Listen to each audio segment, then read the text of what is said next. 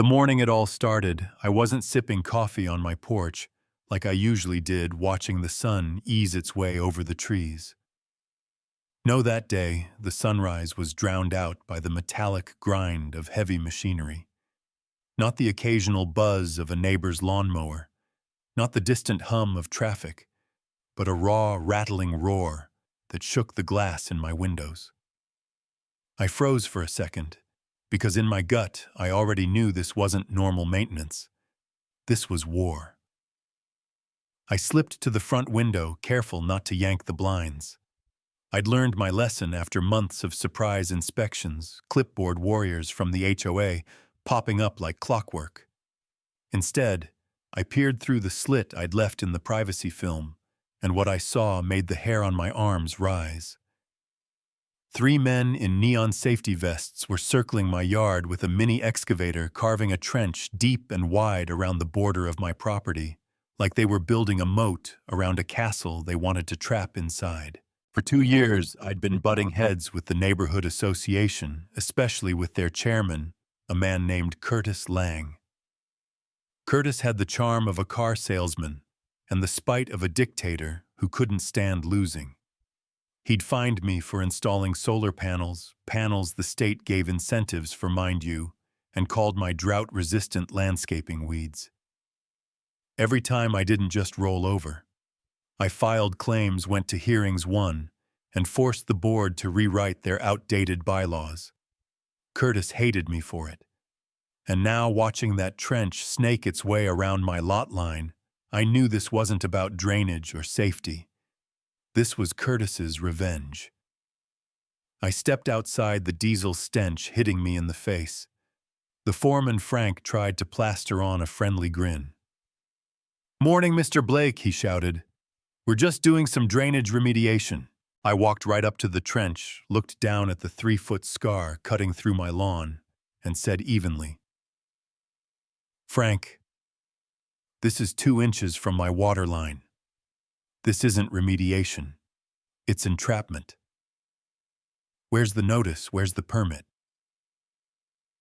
He shuffled his boots and mumbled something about work orders, but his eyes were already darting toward the street. And that's when Curtis showed up. Black SUV, linen shirt, sunglasses, strolling over like Caesar arriving at his conquered land. "Ah, Ethan," he said, always using my first name like we were pals. "We're finally fixing the ponding issues your unapproved landscaping has caused." I looked him dead in the eye. "Curtis, the ponding comes from your neglected culverts. This is harassment, plain and simple. You know it. I know it. And the city will know it too." He chuckled, that hollow kind of laugh that makes your skin crawl. "Temporary inconvenience," he said. "You'll thank us once we've replanted. Costs, of course, will be assessed to your account." But the kicker came after. He leaned toward the foreman and muttered, "Make the east side deeper. I want him to need a ladder just to get his mail. We'll make an example out of him." Curtis thought he was whispering. He didn't know I had microphones hidden in the lights by my driveway. See, I'm a network architect by trade, and after my mailbox got accidentally destroyed a few months back, I'd built a hidden camera system that would put some government agencies to shame. Lenses in bird feeders, rain gauges, spotlights, encrypted feeds, off-site backups. It wasn't paranoia, it was insurance. And that morning, as Curtis plotted my humiliation, every word was captured crystal clear. I called my attorney, Claire Donovan, a woman with ice in her veins and a record of dismantling bureaucratic bullies. I told her, "Claire, they dug a moat around my house, and I've got Curtis on tape admitting it's retaliation." She paused, then said, "Ethan, that's not harassment. That's intentional infliction of distress, interference with utilities, and a safety violation. Send me everything. Tonight." By the afternoon, my neighbor Maria, a retired architect who already distrusted Curtis, had driven by and sent me a note. "This isn't drainage. It's obstruction. No permits posted. I've called city planning. That was the spark I needed. A few hours later, inspectors showed up. Clipboards, cameras, measuring tape. They didn't like what they saw: exposed water lines. No barriers, flimsy, plywood planks passed off as bridges. Curtis stormed over, barking that it was HOA property, and they had no jurisdiction. I smiled from my office window, because I had just emailed the inspectors an audio file of his little ladder comment. They played it right there on speaker. His smirk melted into panic. By evening, the HOA board was in chaos. Curtis tried to frame it as a clerical error, but Maria texted me updates from the open session. The treasurer admitted the $10,000 city fine had gutted a quarter of their reserve fund. The vice president slammed Curtis with his own words: "Make him feel the wrath of Curtis." The room went cold.